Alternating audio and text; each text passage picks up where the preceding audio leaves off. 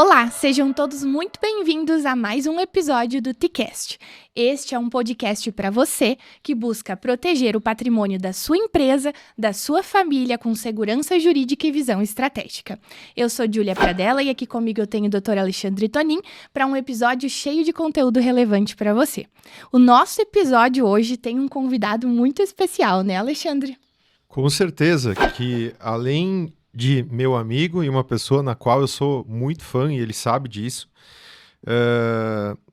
é um grande empresário que está hoje mostrando o poder do empreendedorismo jovem, com a capacidade que ele teve de começar um negócio do zero e está hoje vivendo o que é ser empreendedor e empresário no Brasil e as dificuldades que a gente tem todos os dias.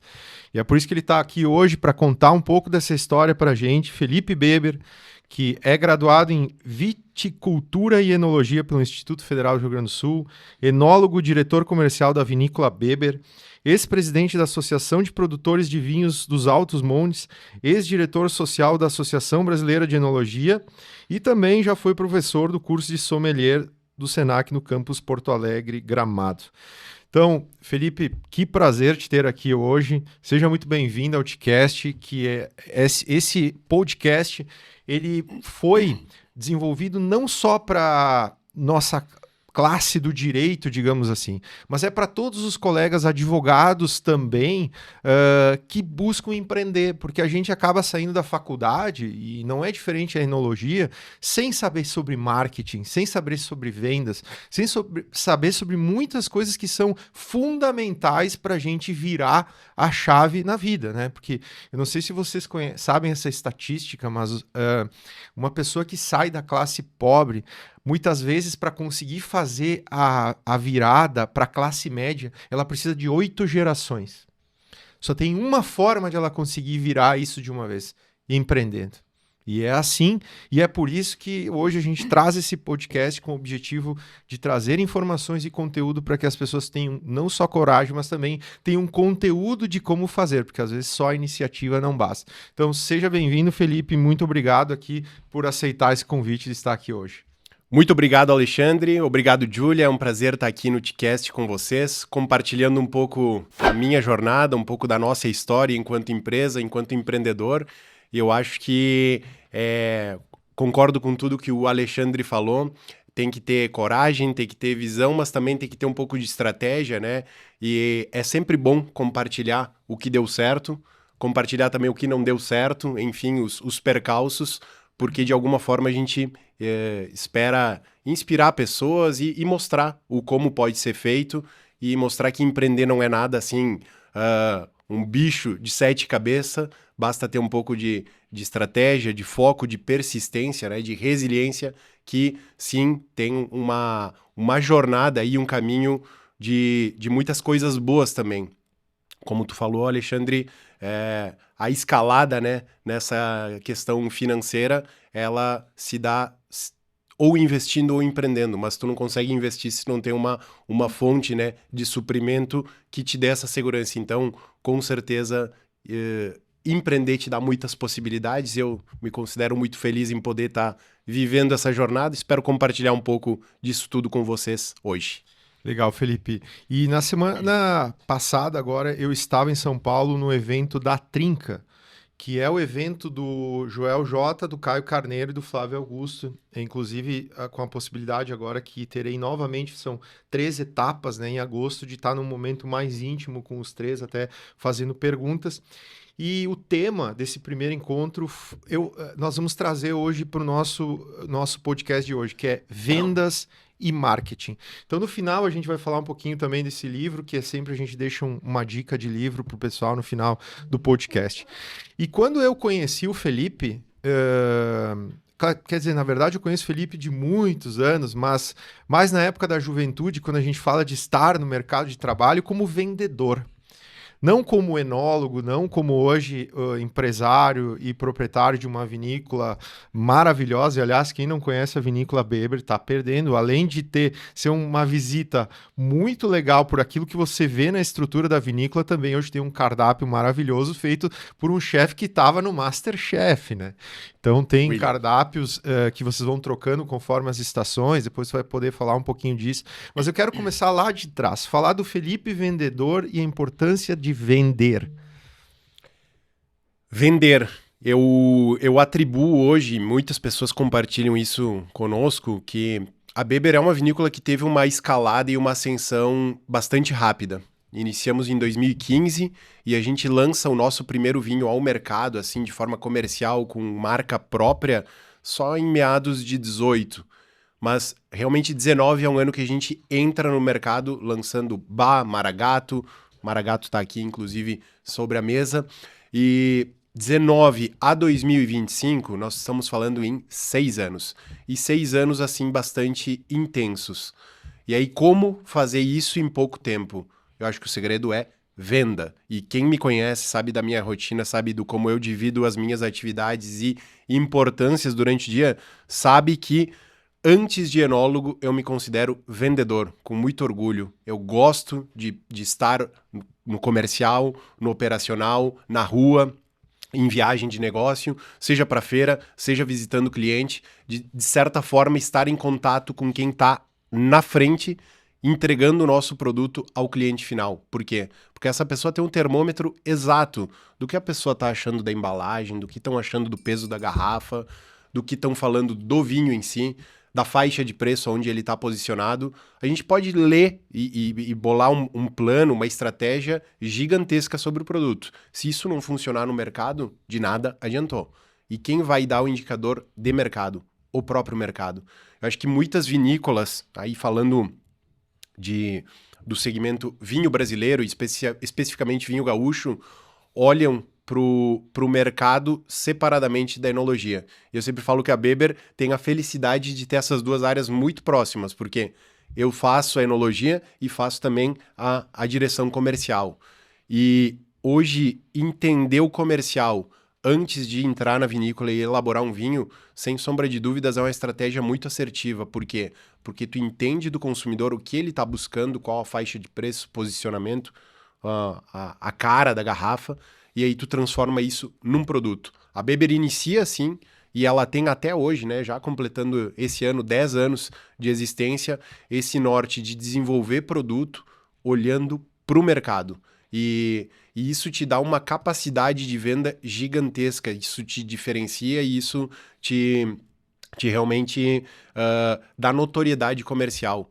Mas, obviamente, nada disso é possível se tu não tem a venda como um dos pilares e uma das crenças de sucesso dentro do teu negócio. Então, felizmente, quando eu me graduo em enologia, eu vou buscar a minha primeira experiência profissional e o Zeca, da Casa Venturini, me dá a possibilidade de ingressar na enologia, mas fala, tu tem uma conversa muito boa, eu quero que tu vá para o comercial. Eu falei, mas eu me formei em enologia, eu quero fazer vinho dentro da vinícola. Não, tu vai fazer vinho, mas pós-vindima, pós-época de safra, tu vai para o comercial.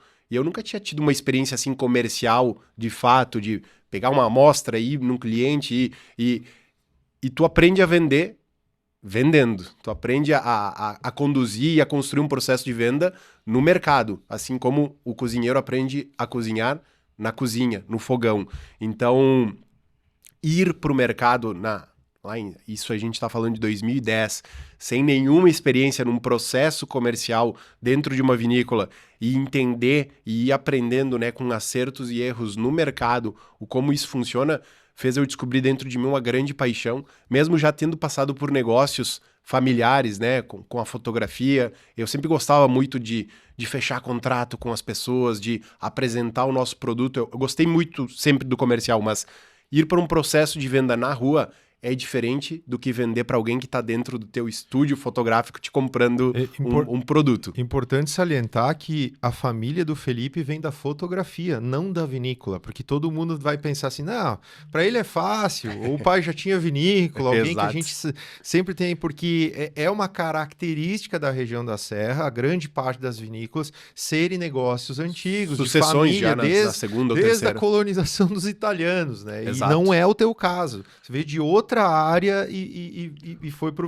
os vinhos. O nosso pai, quando criança, produzia vinhos com o pai dele. E sempre teve uma paixão muito grande por voltar a elaborar vinhos. E instiga os filhos, né, eu e meu irmão, a viver esse sonho. Mas a empresa, né, a Beber, nasce já na nova geração, com o pai como o nosso, assim, grande entusiasta disso tudo, mas já falando assim, claramente, o negócio é de vocês. E hoje a estratégia do negócio, o operacional mesmo, fica comigo e com o meu irmão. Então é uma vinícola que nasce já na nova geração e que tá completando agora uma década, né? Isso aí. Achei bem interessante que você falou que aprendeu a vender vendendo. E hoje a gente vê a importância da prática, principalmente nessa parte das vendas, e o quanto isso ainda é dificultoso para as pessoas entenderem a necessidade de saber vender aquilo que faz, seja um produto, seja um serviço.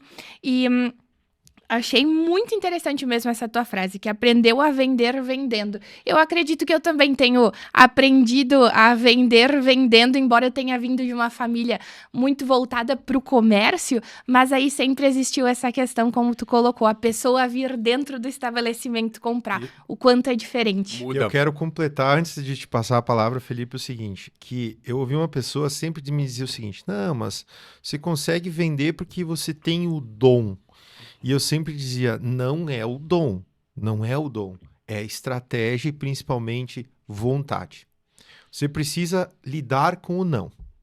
Como que tu lida com o não todo dia quando você vai lá e diz não, mas você tem aquela taxa, olha, para mim fazer X vendas, eu preciso fazer X tentativas. Então eu vou ouvir uma quantidade de nãos. E aí tu menciona muito bem, ter um processo comercial. Me explica um pouco mais sobre isso. Eu acho que em tempos onde tudo está tão acelerado e as pessoas estão cada vez mais inconstantes, o primeiro grande aspecto é ter maturidade emocional, né, Alexandre? O lidar com o não é ter um emocional forte e preparado para tu colocar muito amor, paixão, tudo de melhor que existe dentro de uma garrafa, a pessoa degustar e falar, não vou comprar. E aí tu precisa estar muito bem resolvido contigo mesmo em primeiro lugar. O vendedor que não tem maturidade emocional hoje, ele é facilmente substituído ou ele é atropelado por outras pessoas que estão mais conectadas consigo mesmo e sabem aí do processo. Dito isso, o processo, sim, a gente tem estatística. Para cada X tentativas, a gente vai ter Y de conversão. E acreditar nesse processo e não parar. É um processo que tem que ser repetido, é um processo que tem que ser feito. O representante que está na rua vai ter que visitar cliente. Ah, mas hoje eu não consegui visitar X que era a minha meta, amanhã vai visitar mais. E a gente sempre fala, no nosso produto em específico, vinho, é sentar com o cliente, é apresentar produto, bom, mas é trabalhoso marcar horário, é trabalhoso encontrar, é muito trabalhoso. E abre garrafa, conta sobre o produto. Nunca é só vinho, tem história, tem um momento, tem um porquê daquilo. Convencer as pessoas, encantar as pessoas. Hoje a gente fala muito em encantamento, seja pela embalagem, pela marca, pelo produto. E o nosso perfil de vinho, hoje o nosso perfil de trabalho, se não for contado, se não for explicado e se não for devidamente vendido, dificilmente vai ter um valor percebido num primeiro momento. Agora, se a gente municiar a equipe que está, seja representante, sommelier, atendente, staff que está em loja, a gente consegue ter uma taxa de conversão ampliada. Então, o primeiro de tudo, né, dentro do processo, ter um time comercial claro. Quem é o gerente, quem são os vendedores, quem são os representantes, qual a função de cada um. A gente entra em 2024 muito com essa visão de organizar time comercial, de montar de fato uma equipe com um organograma bem determinado. Já em 2025 agora, consegue organizar a primeira convenção nossa de vendas, foi o Conecta Beber. A gente trouxe toda a nossa equipe de representantes e distribuidores Key Account para a vinícola, para treinar esse pessoal, para, como a gente fala, deixar todo mundo na mesma página, alinhado com o discurso.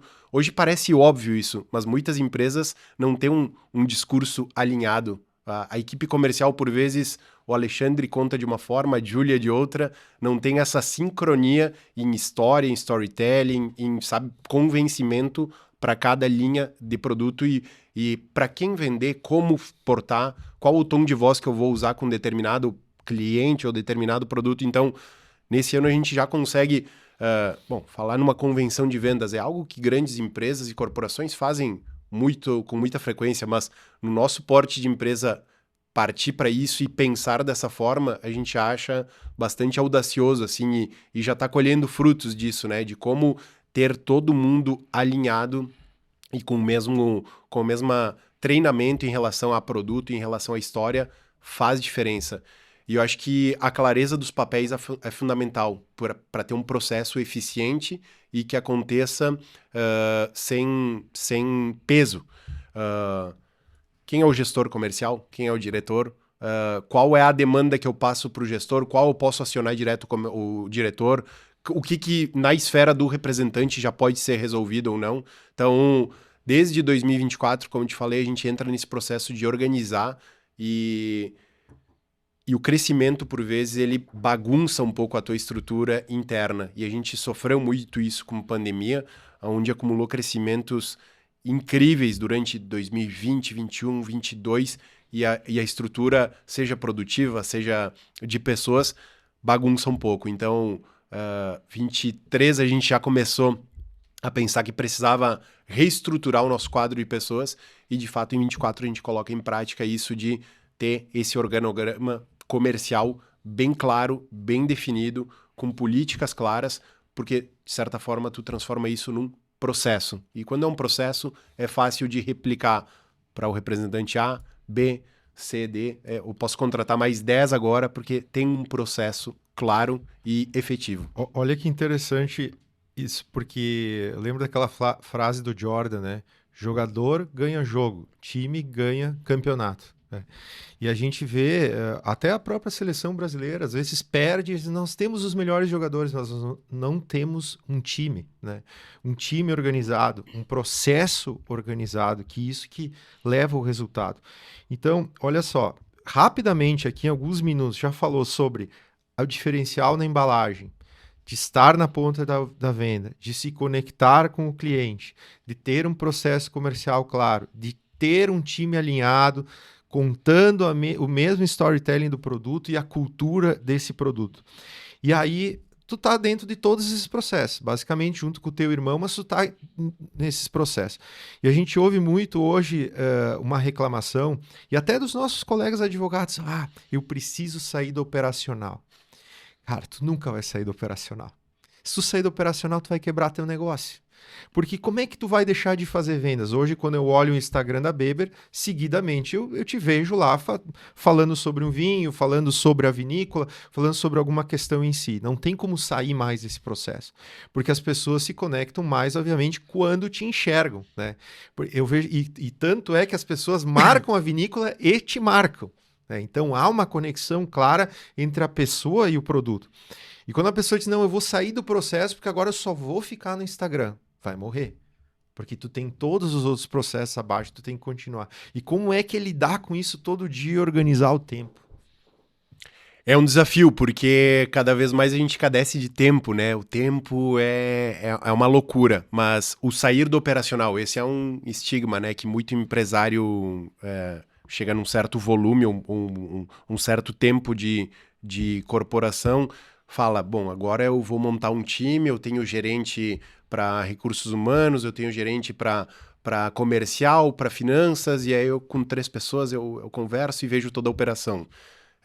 Sim, ele faz parte de organizar o processo, mas jamais se desligar do operacional. E aí, como o próprio Caio fala, o o diretor, ele tem que ser bilíngue, ele tem que estar no operacional, mas também tem que estar no estratégico, tem que estar no tático. E eu acho que esse dinamismo é o caminho que a gente tem que seguir. Sair 100% do operacional, impossível, porque é no operacional que tudo acontece. A gente tem a felicidade de ter hoje a operação tanto no atacado quanto em varejo. O nosso turismo é uma outra empresa e funciona no varejo. E ela é um termômetro diário para a gente, assim, de passar pela loja e conversar direto com o cliente, pessoa física. Entender o porquê que ele chegou lá, o como que ele nos percebe, o como o porquê que ele chegou e qual a expectativa dele, como que está sendo o processo dele em relação a estar lá e estar em contato com a nossa marca. Assim como toda ida para a região como Porto Alegre ou como Gramado, São Paulo, Rio, eu não abro mão de sempre transitar pelas lojas e perceber como o nosso produto está exposto, o que as pessoas falam em relação à vinícola e como elas percebem a nossa marca. Acho que um dos grandes propósitos, tanto meu quanto do meu irmão, para os primeiros 10 anos, acho que a gente encerra esse ciclo muito bem, mas enxerga agora como que a gente quer chegar com 20 anos de empresa, com uma marca consolidada. Marca, construir marca. E quais são os pilares que tu tem que buscar para construir uma marca? Todo mundo fala no mundo do vinho que o meu sonho é produzir o melhor vinho, ou eu quero ter um vinho de muita boa qualidade. Bom, esse é um ponto, mas quantas pessoas falam em construir marca? E a gente percebe que o que vai nos dar poder, tração e longevidade é marca. Então a gente encara isso agora para os próximos 10, 20, 30 anos com, foco absoluto nisso. Processo construtivo de uma grande marca. A gente quer, em 10, mais 20 anos, ser uma das marcas mais fortes de vinho no Brasil. E aí, para ser mais forte, não necessariamente tu precisa ser o que mais produz volume ou o que mais vende caro, mas tu ter uma consistência de nome, assim como já existem hoje players que fazem isso com maestria, e a gente se inspira muito em relação a como a gente quer ser lembrado e como a gente quer se posicionar no mercado. E, de fato, Alexandre, sair do operacional não é uma opção, porque é no operacional que tu percebe tudo isso. Agora, cabe ressaltar que um grande erro dos empreendedores é, por vezes, só ficar no operacional. E aí entender qual operacional tu pode delegar, e isso não vai causar um prejuízo para a tua organização de processo, e qual operacional tu pode delegar, mas estar ali numa supervisão, porque ele é um termômetro muito bom e assertivo para montar a estratégia. Muito bem, que aula já. Já deu para anotar bastante Nossa, coisa. já anotei aqui muita coisa. Fiz até um organograma. Chegou a falhar. Um mapa mental aqui sobre as estratégias. Achei bem interessante. Mas, Felipe, eu gosto muito da tradição gaúcha, né, e tudo mais, e me chamou muito a atenção o nome dos vinhos de vocês. E agora, entrando nesse assunto, inclusive de marca, que você já nos trouxe, eu queria que tu nos dissesse o motivo, os vinhos, né, o Guri, Bá, Maragato, Chimango, queria que tu falasse um pouquinho sobre isso. Ontem à noite, eu abri uma garrafa do Bá, que é aquele corte do Taná com o Touriga. Eu não sou um fã de Taná, mas quando faz a combinação com o Touriga, cara, sensacional. E o Bá também, ele é um Taná, Alexandre, vinificado para ser um Taná um pouco diferente. A gente faz uma releitura um pouco distinta dessa casta, com mais elegância, com mais frescor no aroma. Não fica tão pesado. Não fica tão rústico, né, quanto a maioria dos Tanás. Tu lembra o Taná com uma cara de javali, praticamente. Exato, uruguaio, forte, e aí há uma reinvenção da casta, esse é um grande ponto do Bá. E essa brincadeira com os nomes, né, essa jornada dentro dos nomes gauchescos, ela inicia justamente com o Bá. 2018, a gente produz um Taná varietal, que é contemplado na avaliação nacional como um dos vinhos destaques da Vindima, um dos 16 vinhos mais representativos do ano. E, obviamente, 2018, nós estamos falando de 3 anos de vinícola, sem estrutura alguma, mas quem visitava a vinícola, eu dava uma prova do bar na barrica ou no tanque, que não era o bar, era um taná, para degustar. Seja enólogo, jornalista, sommelier e todo mundo, Júlia, todo mundo que provava aquele vinho dizia, bah, mas isso aqui não é taná. Bah, mas esse aroma aqui tá espetacular. Bah, mas que vinho. Obviamente, gaúchos, né? Não preciso falar da origem desses degustadores. Deixa eu só fazer um disclaimer. Na época que os vinhos ainda nem tinham rótulo, eu comprava muito vinho lá. E eu levei um vinho num jantar entre que tinha um cara que era muito entendedor de vinhos. E aí era o Taná. E ele só toma vinho, praticamente vinhos importados. E aí eu coloquei na mesa aquele vinho sem rótulo e disse assim, ó, tem um vinho sem rótulo para te degustar e tu me disse. Ele falou, é um Taná. Eu falei, é um Taná. Aí ele, é uruguaio. Eu falei, não é uruguaio. Ele falou, impossível ter um vinho feito aqui, Taná, com essa qualidade. Eu disse, pois é, Flores da Cunha. E ele não acreditava. E aí eu tive que mostrar para ele depois da onde que era, porque ele estava incrédulo com o que ele estava experimentando. Que coisa boa. E as pessoas degustando e bah, e bah, e bah. E a gente já tinha 2 tanás na época, um na nossa linha de entrada, que era o Almejo Taná, e um na linha reserva, que era o nosso Sentiero na época, Taná, que depois derivou para a linha Família Weber Reserva. E tínhamos um vinho aí premiado, e usualmente, e por comodismo, a gente poderia lançar numa linha ou noutra e ficar tranquilamente cômodo dentro do que já existia. E aí vem, acho que algo que também nos move, um dos taglines da Weber é paixão por fazer diferente, é essa inquietação. Temos um vinho diferente aqui, vamos pensar em algo diferente. Bom, mas vamos lançar um terceiro Taná. Qual é o argumento? Qual é o apelo de venda? De novo, né, o comercial ligado. E vamos fazer um corte, Taná com Touriga. E observando a reação das pessoas, bah, que vinho, bah! E muitas pessoas se remetendo ao perfil aromático. Então, vamos escolher uma casta que a gente possa lançar um blend. Foi o primeiro corte que a gente lançou.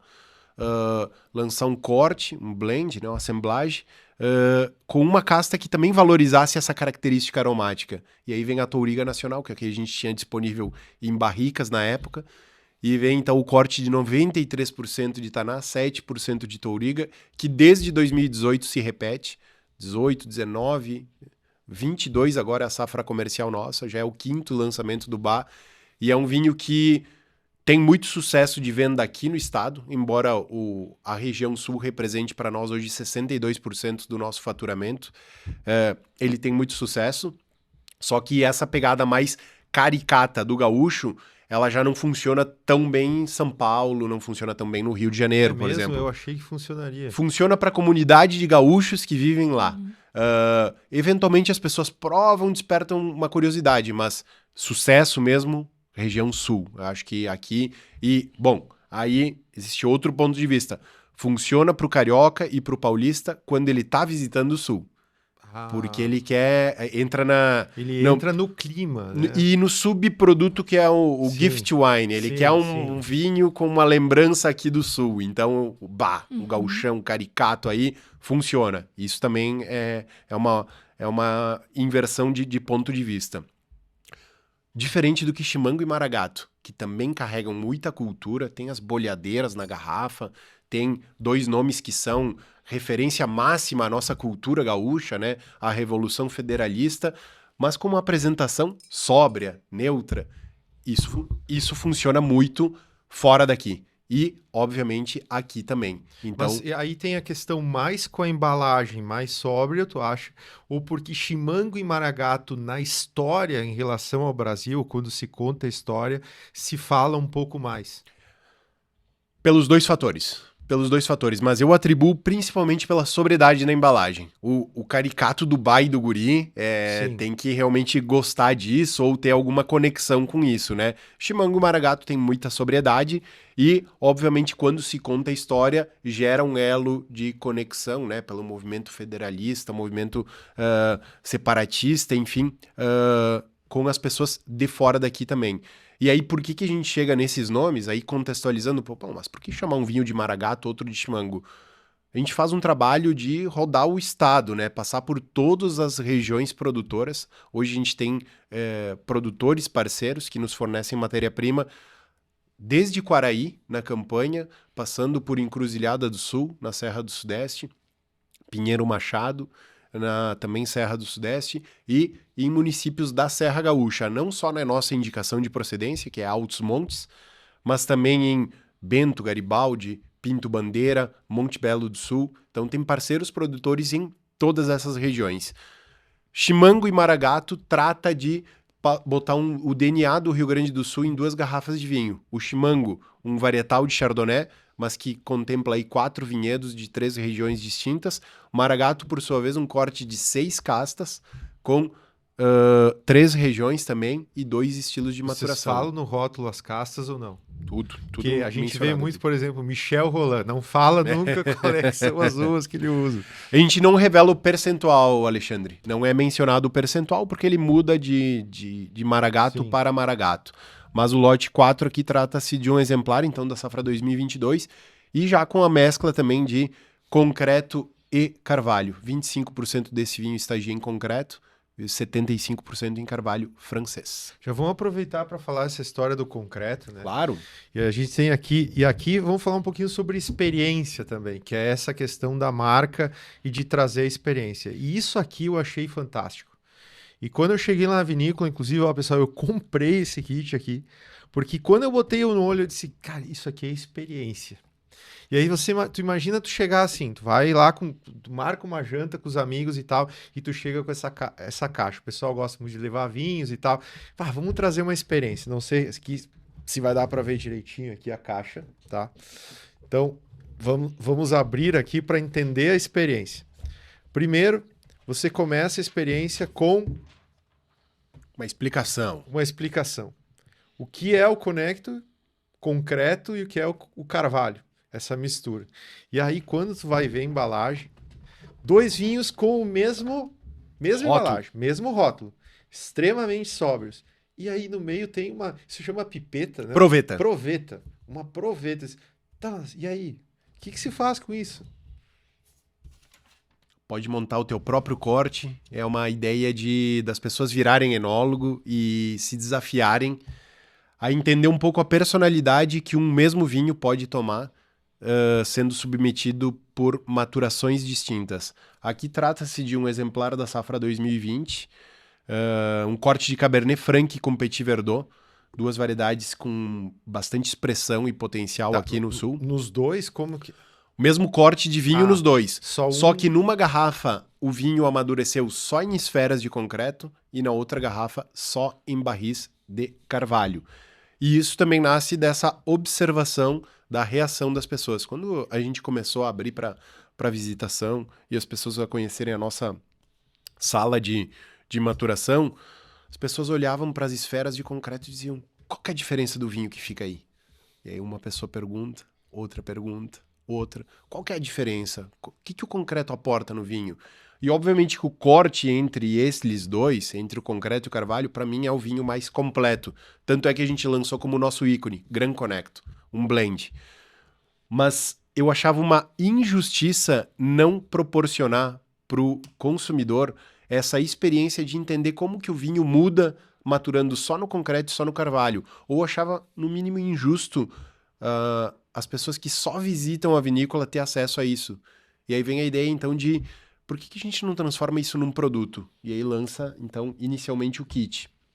E aí depois disponibiliza eles em caixas separadas. Para quem gostou do concreto, compra só o concreto. Para quem preferiu o carvalho, compra só o carvalho. E o que nos surpreende é que as pessoas gostam mais de um ou de outro, mas acabam levando os dois, porque elas querem se desafiar e elas querem provar junto os vinhos, ou, como o Alexandre falou, levar para um jantar de amigos. E aí, hoje, a gente tem uma pesquisa muito bem desenvolvida com a nossa base de clientes. De novo, né? Escuta o teu consumidor, escuta quem está te comprando. E a gente tem 2 perfis bem claros de pessoas que compram Beber. A gente trabalha elas de formas distintas. Isso aqui a gente chama... que é o Nossa, nosso... olha como isso é muito importante. É. Escuta o teu consumidor e o teu cliente. Quantas vezes a gente não faz isso? E isso vale até um chamado para os nossos colegas advogados, porque quantas vezes aparece um cliente? Aí você vai lá, negocia, faz o contrato com o cliente, faz o trabalho, mas nunca pergunta para ele, porque geralmente pode ser uma indicação, né? Mas me explica um pouquinho mais como que você me contratou e por quê. E às vezes você pode ter coisas surpreendentes. Eu fui lá na tua rede social e te pesquisei. Eu fui no Google e te pesquisei. Uma vez teve um cliente o seguinte, que eu descobri que ele tinha lido um artigo que eu tinha escrito na internet. E aí, através desse artigo, ele tinha feito umas pesquisas entre outros advogados, mas como ele achou que ele se conectou com aquele artigo, ele resolveu me contratar. Então, essa coisa é muito importante. Isso eu acho que essa frase aqui, escute o teu consumidor, escute o teu cliente, é fundamental. A gente rodou no final de 2024 uma pesquisa qualitativa com a nossa base de clientes em entrevistas mesmo. Entrevistas chegaram a durar quase 50 minutos. Rodando e por que as pessoas compram Beber, o que elas percebem. E chegamos a 2 perfis e 2 personas que hoje a gente chama internamente de Bruno e Viviane. Temos nome, temos As personas, né? muito bem definido. Isso aqui quem compra é o Bruno. O Bruno, ele tem confraria, ele fala de vinho com um amigo, ele gosta de visitar a vinícola, falar com o sommelier e saber sobre o perfil da tosta do barril que foi usado, se é de primeiro ou segundo uso. Depois, qual vinho tu vai passar naquele mesmo barril. Esse cara ele é técnico, ele é didático, ele tem o vinho como um dos grandes hobbies da vida, mas ele lê sobre, ele estuda, ele se aprofunda no tema. A Viviane é lifestyle, ela curte vinho, a gente chegou nessa conclusão. Quem consome hoje frequentemente Beber, a nossa maior base de clientes, tem o vinho como um dos pilares na vida. Ela não é uma pessoa que aleatoriamente bebe vinho, até porque ela não chega até a nossa vinícola aleatoriamente. O Alexandre já esteve lá, ele sabe que tu não passa desapercebido, tu não é um roteiro usual que, passei na frente, eu vou entrar. Não, a pessoa quer estar lá, ela tem que pesquisar, tem que ver localização, é um pouco mais complicado de chegar. Então, quem chega até lá é porque realmente quer estar lá, isso é um ponto positivo. Mas só um disclaimer, é fácil de chegar, porque tá tudo asfaltado, bonitinho. Tudo. A questão é só que não fica no centro da cidade. E tu não passa assim, passei na frente não, e vou entrar. Você tá pesquisando um roteiro turístico. Total. Mas é tranquilo para chegar lá. Muito tranquilo. Até porque a nossa Serra Gaúcha, né, tem bons acessos e Flores da Cunha faz um trabalho maravilhoso no interior nesse sentido. Essa pessoa é lifestyle, ela consome vinho, mas ela não lê sobre vinho, ela não estuda, ela usualmente tem confraria, então tons de voz diferentes. E aí uma das grandes mudanças nossas também é na nossa estrutura de receptivo. A gente chegou a essa conclusão que Brunos e Viviane estavam sendo tratados dentro do mesmo espaço, com a mesma equipe, e isso era uma confusão. E aí lá pelas tantas, insatisfação de um cliente ou de outro. E aí vem aquela velha máxima. Ouvir o teu cliente, ouvir o teu consumidor. E eu falo para a equipe lá de gestão, dê a Bruno o que é de Bruno, sabe? A gente brinca. Pô, quando tu tá recebendo, tratando, tá num espaço inadequado para quem tem uma expectativa, tu não vai ter um processo adequado. Então, uma das nossas ideações do ano passado é separar os espaços. Agora a gente está concluindo, entre hoje e amanhã, a mudança da nossa loja. A loja deixa de ser lá dentro do restaurante, dentro da casa, vai para um espaço exclusivo de loja, dentro da nossa sala de barricas, num imaginário, então, de estar permeando a produção, uma boutique no meio da vinícola, para realmente ter espaço mais adequado para ter degustações com mais tempo, com mais pausa, com uma equipe exclusiva para isso e com um olhar para a gastronomia de uma forma diferente, porque a gente acredita muito também que gastronomia... Eu sou um exímio apaixonado por gastronomia, o Alexandre me conhece há bastante tempo, a gente gostava de fazer algumas aventuras gastronômicas, sempre gostei muito disso, e mais do que isso, mais do que paixão, a gente acredita que um processo de construção, ele passa hoje na vinícola por isso também. Grandes empresas no mundo, né, não só no setor vitivinícola, apostam muito em experiências gastronômicas porque isso agrega valor. E eu lia e escutava recentemente de que uma roupa, ela pode facilmente ser falsificada. Uma camisa, uma camiseta, uma bolsa, um artigo. Tu pode comprar ele falsificado. Uma experiência com a marca é impossível de falsificar. Estar em determinado restaurante é só se tu comprar realmente a experiência. Então, uma das grandes apostas das grandes grifes, né? E para onde as marcas estão caminhando é não só o produto, mas as experiências em torno desses produtos. E a gente acredita cegamente que cegamente é a força de expressão. Acredita com muita estratégia que ter a gastronomia aliada à vinícola é algo fundamental para esse processo construtivo de marca e para nos fazer chegar onde a gente quer chegar em 10, Eu 20 quero anos. propor um desafio aqui. O Felipe começou contando a história dele como vendedor, a experiência na venda, falou do produto, ele fala do produto. E outra, eu sempre ouvi uma frase o seguinte, quando eu vou falar com os jovens sobre startups, etc., eu coloco uma frase lá com a foto do senhor Miyagi. Lembra do Karate Kid? Diz assim, ninguém deve conhecer mais o seu produto do que você. Você deve ser a pessoa que sabe na íntegra, ou seja, o dono, a pessoa que tem o negócio, sabe na vírgula explicar e vender e contar essa história. Vou te propor um desafio de 5 minutos. Eu vou ligar para uma pessoa, que inclusive é meu amigo, aleatoriamente, tá? Não sabe, né, que eu vou ligar para ele agora. E ele estava na Europa agora, ele passou 30 dias na Europa e tomando vinho todos os dias. Tomando vinho, fazendo experiência, o cara que gosta de experiência. Então, tu vai falar com ele aqui no ao vivo, tá? Tá. E aí, o que vai acontecer? Tu vai ter que convencer ele ou ir na tua vinícola te comprar o vinho, ou ele ter vontade esse final de semana de tomar um vinho. E aí, se ele tomar um vinho, ele vai ter que marcar lá no Instagram. Vamos fazer? Bora! Bom, vamos ver se ele vai atender aqui. Vamos tentar aqui. Ver se tá pegando aí no nossa produção. Então tá.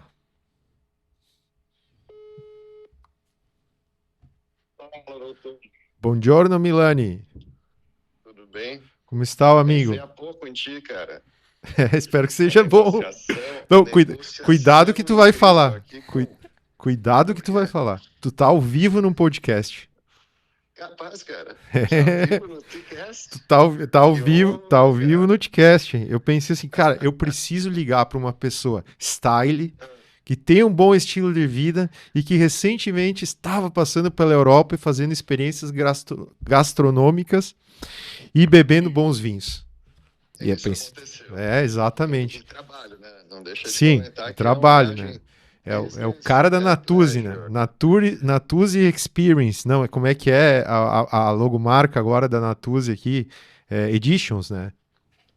Tus Editions, na Tus Itália. Exato. Mais os nossos parceiros aqui do Brasil que a gente exporta pra lá, né? Então agora tu vai falar. Cara, que eu tô ao vivo. Antes de a gente entrar no teu tema, eu lembrei de ti hoje porque eu tava fazendo uma negociação há pouco aqui pra loja e o cliente adorou a mesa tango que tu tens no teu escritório, cara. Então vai ter mais tango aí, Opa, em outros ambientes espetaculares. e é top, hein? Depois posso botar uma foto pro pessoal ver aí.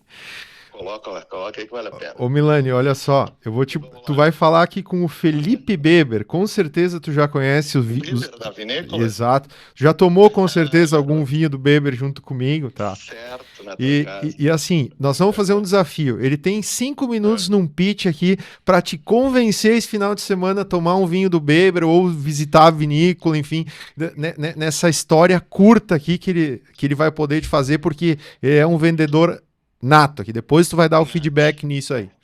Vai lá, Felipe. Saia justa. Vambora. Milani, tudo bem? Prazer estar falando contigo. Prazer é meu, cara. E aí, Porque eu tô tomando chimarrão e não um vinho, cara. Mas bom, mas tudo tem o seu momento, tudo tem o seu momento. Me conta uma coisa, como é que foi o roteiro aí pela Itália? Visitaste quais regiões produtoras? cara, a Itália foi apenas Milão mesmo a negócios. Perfeito. E acabei visitando aí região produtora na Espanha. Legal. Espanha. Essa vez foi um mergulho aí nos vinhos espanhóis. Ótimo. E dentro do mundo dos vinhos hoje, o Alexandre me apresentou para ti agora. Hoje, o que tu mais consome? O que é o teu perfil de vinho que mais te A agrada? gente tem muito, acho que pela proximidade aqui, né? Região sul nossa, Rio Grande do Sul é muito próximo da Argentina, Uruguai, Chile. Então, a grande presença ali é dos vinhos argentinos. Claro. E entre beber Novo Mundo, Argentina e... Nacionais, né? Porque o pessoal valoriza muito, cara, o vinho nacional. Então, preferem comprar, por exemplo, Cacieiro del Diablo, Bah. Reserva, que é um vinho terrível, cara, que faz mal pro corpo, pra mente, pro fígado. O pessoal vai lá, paga R$50 e acha que tá fazendo um bom negócio porque é um vinho importado. Exato. E abre mão de tomar vinhos espetaculares nacionais Sim, pela mesma faixa de preço. sim.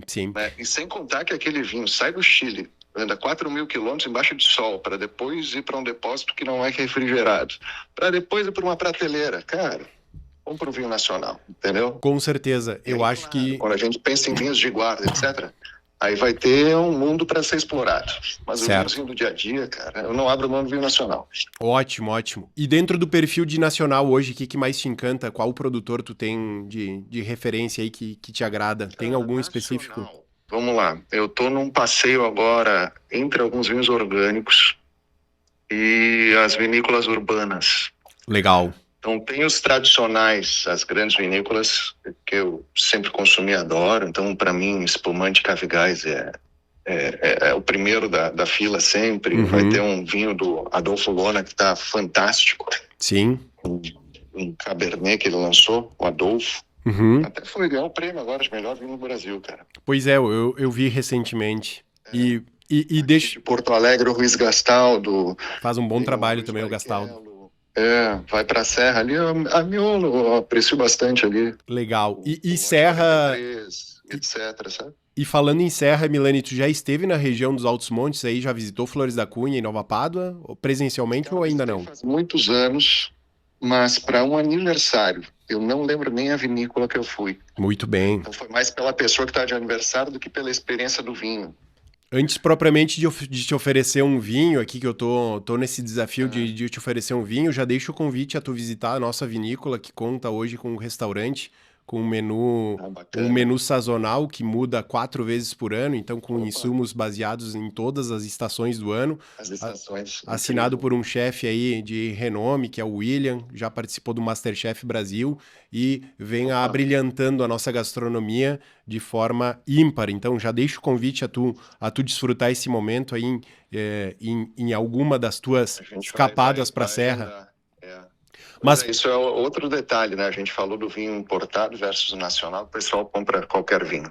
Claro. E também a gente, por estar próximo, deixa de aproveitar experiências incríveis que a gente tem aqui na Serra. Claro, Porque com certeza. do lado, né? Quem mora na Serra vai menos ainda. Quem mora longe, às vezes pega um voo para ir para algum lugar e deixa de pegar a estrada 1h30 e poder desfrutar. Exato, e como tu falaste, tu já esteve há bastante tempo, acho que vale a surpresa, porque especialmente Flores da Cunha mudou muito nos últimos anos, se estruturou e tá com vinícolas maravilhosas para visitar, não deixa de incluir a Beber.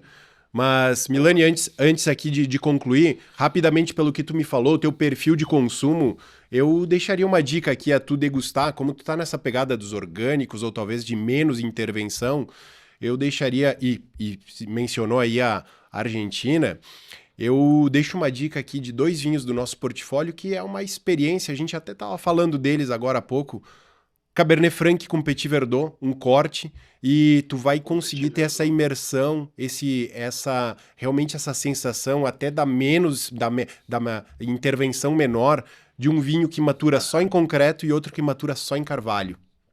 Então, vocês têm a maturação em concreto ali? Exatamente, coisa que tu encontra muito hoje em... Desafio, então, cara.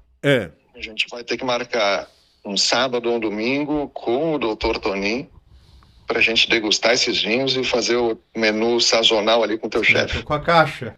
O Toninho já tá com a caixa aqui na mão. Se tu topar, a degustação já tá aqui na mão. Esse final de semana. Esse final de semana?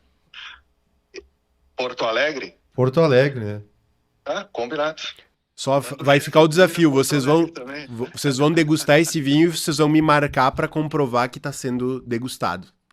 Fechou, e vamos fazer as escuras, porque ele tá falando aqui do Cabernet com o Petit Verdot e tu falaste em 2 vinhos. Exato, só que é o seguinte, Milani, é o mesmo corte, uma garrafa matura só em concreto e a outra só em carvalho. 2 vinhos com personalidades completamente distintas. Vem junto.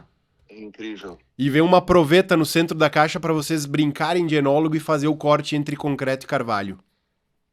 Baita experiência. Genial. Ó, o Bax, velho.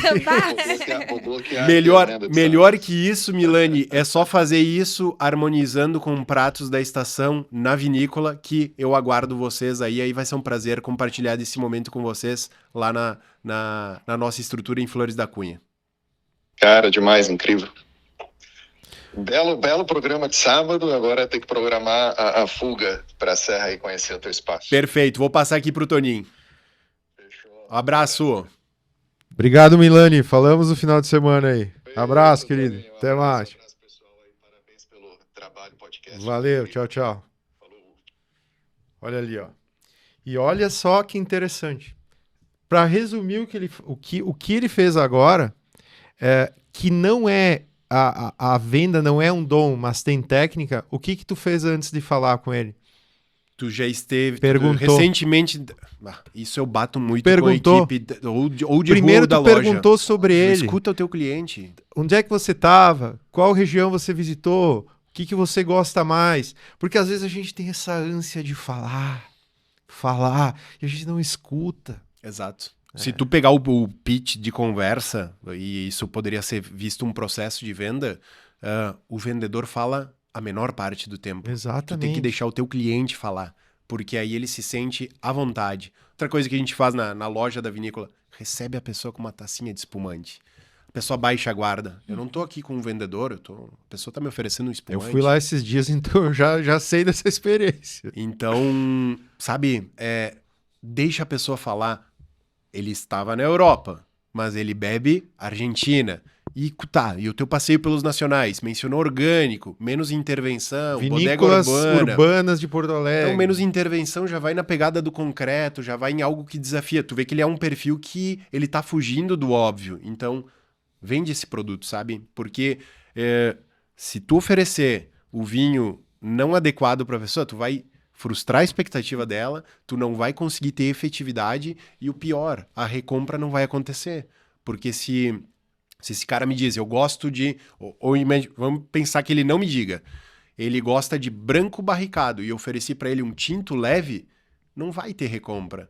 Ao Sim. passo que se ele me diz, eu sou apaixonado por vinho branco barricado, tá aqui, eu tenho um Chimango 18 meses de carvalho, é o vinho para ti. Então, acho que é a ânsia que tu falou, muitas pessoas têm essa, sabe, deixa o cliente falar, escuta ele, e aí ele vai te dar informações suficientes para montar a tua estratégia.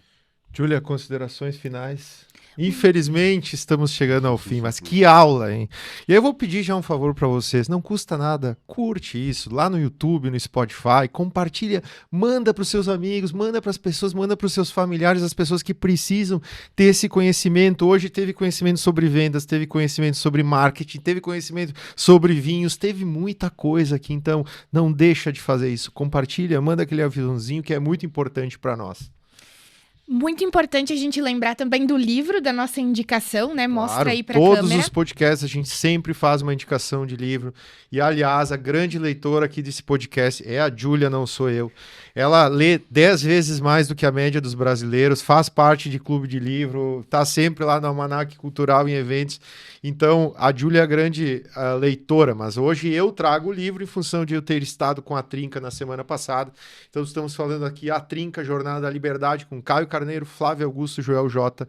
Vale muito a pena a leitura dos livros, de qualquer um deles que seja, né, como autores, mas principalmente o livro em que eles falam sobre essa jornada que é a Trinca, que são 3 encontros, 3 finais de semana em São Paulo.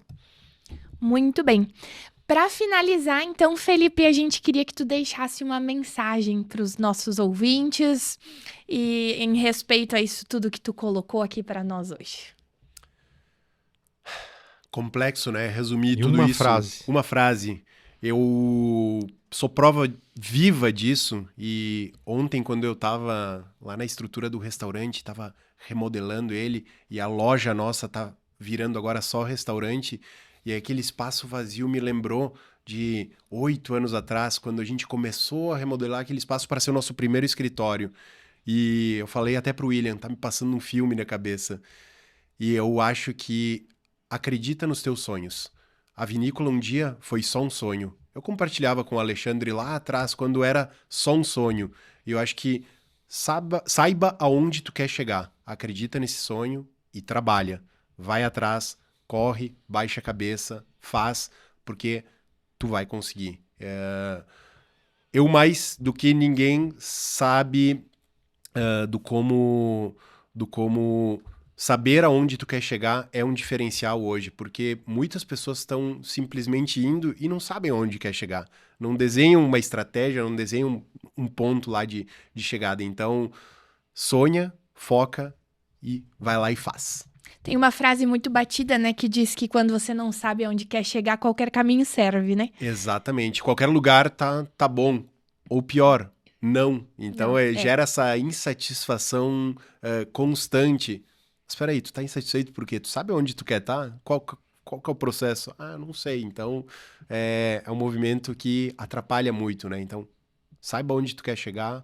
Sonha grande, porque tem também outra frase batida. Sonhar grande, sonhar pequeno é o mesmo trabalho, né? Então, baixa a cabeça e faz.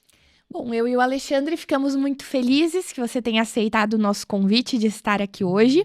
Eu já tô pensando até em mais episódios aqui com o Felipe. Eu tô pensando no final de semana em tomar os vinhos. Eu ainda vou conseguir convencer todo mundo a gente gravar o podcast bebendo um vinho aqui. Deixo o convite, Júlia, e já agradecendo aqui ao convite, se quiserem repetir, foi um prazer. Eu acho que falar sobre isso sempre me motiva muito e vai ser um prazer retornar caso seja a situação, mas já deixo o convite a vocês a visitarem a vinícola, a desfrutarem dessa experiência conosco. E para quem está nos escutando também, deixo o convite, a vinícola sempre funcionando de segunda a sábado, os domingos nossos sempre sem atendimento, segunda a sábado com gastronomia, visitação e experiências diariamente. Então, quem estiver se programando para subir a serra ou que for da região serrana e quer escapar para Flores da Cunha e Nova Pádua, não deixa de conhecer a Beber. Anotou tudo? Anota, volta para trás, anota de novo, porque isso foi uma aula, está gratuito para você em todas as plataformas. Esse foi o 3º episódio do TCast, a gente agradece demais vocês estarem com a gente, esperamos estar em muitos mais episódios nesse ano de 2025, trazendo muito conhecimento aqui e trazendo essa muita troca. Não deixe de comentar, comente lá no YouTube, comente no Spotify, faça comentários no nosso Instagram, porque é muito importante saber o feedback de vocês. Em algum lugar da tela aí vai ficar também o @ da Vinícola Beber para vocês seguirem e acompanharem as nossas redes sociais, Spotify, YouTube, Instagram, e nos vemos na próxima. Obrigado.